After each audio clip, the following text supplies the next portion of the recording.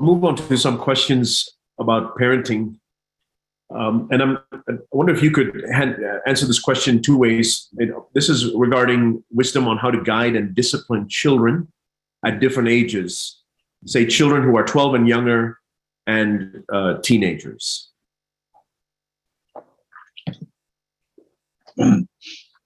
First of all, 12 and younger, as I told you earlier, one of the first words that a child should understand from you is no, or don't do that.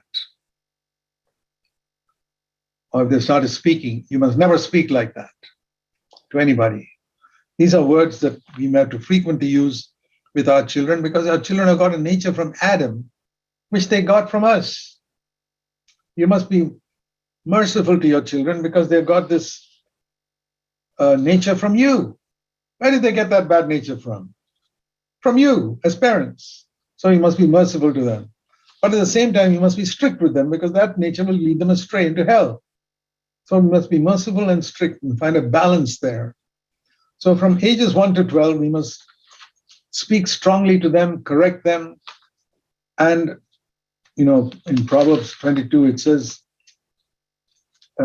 train up a child. That means we must first guide them and teach them the principles of God's word from childhood. Teach them to pray and fold their hands and pray every time you eat food, to recognize from a little age that I've seen little children pray to Jesus. I know one missionary lady who was a God-fearing missionary, who's dead now, who spent many years as a missionary, who said that she was converted when she was 3 years old. And a calling from God to serve him when she was, before she was 10 years old. So it's amazing how early children can come to know the Lord. And I believed it from her because she was beyond 80 when she died and she was a fantastic missionary.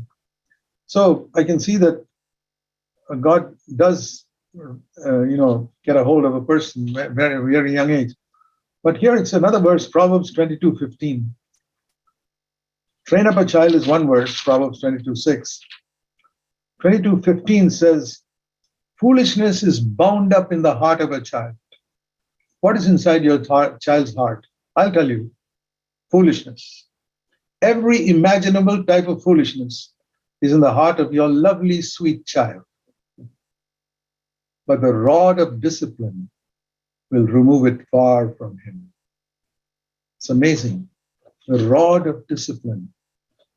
Now, there are many ways in which discipline must be done. We read in Hebrews chapter 12.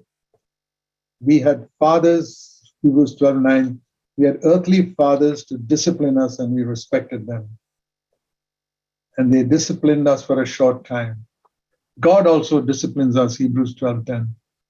Now, the way we discipline our children, it doesn't always have to be with a rod and spanking.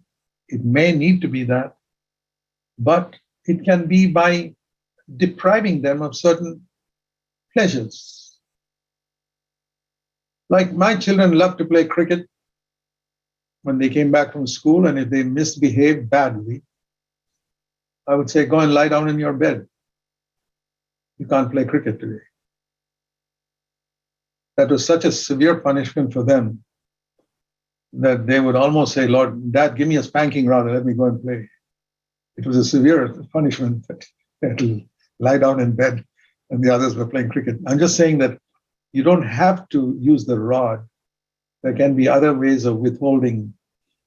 But don't punish them in cruel ways saying, you can't eat the ice cream today. Sorry, that's a punishment. No, in food matters, please don't punish your children by withholding enjoyable food. There are other ways. Go and sit in your room. Go and sit in the corner. Sit on a chair facing the wall for half an hour or 1 hour. There are ways of disciplining without using the rod. I would say the best way is to avoid using the rod as much as possible, discipline in other ways. And if there's no other way, there's nothing wrong in using the rod. Proverbs 22:15 says that. So that's up to the age of 12. Beyond the age of 12, I would say we cannot use physical punishment. I would not do that. They become teenagers. We must plead with them. Once again, we can restrict certain things. We will not allow you to do this. because you need to be disciplined. But more than that, I think we also need to show our love for them. Put your arm on their shoulder, kneel down with them when they've done something wrong, and say, let's ask Jesus to forgive us. What you did was wrong, my son, my girl. Let's ask Jesus to forgive us. And when you're praying for that child, you also pray for yourself. Lord, please forgive me if I have failed as a father or mother, and help me to be a better father or mother. That'll make a world of difference if you mean it. Don't be a hypocrite to try some technique to change your child. No, we're not teaching psychology here. Genuinely, don't ever pray to God something which is not true.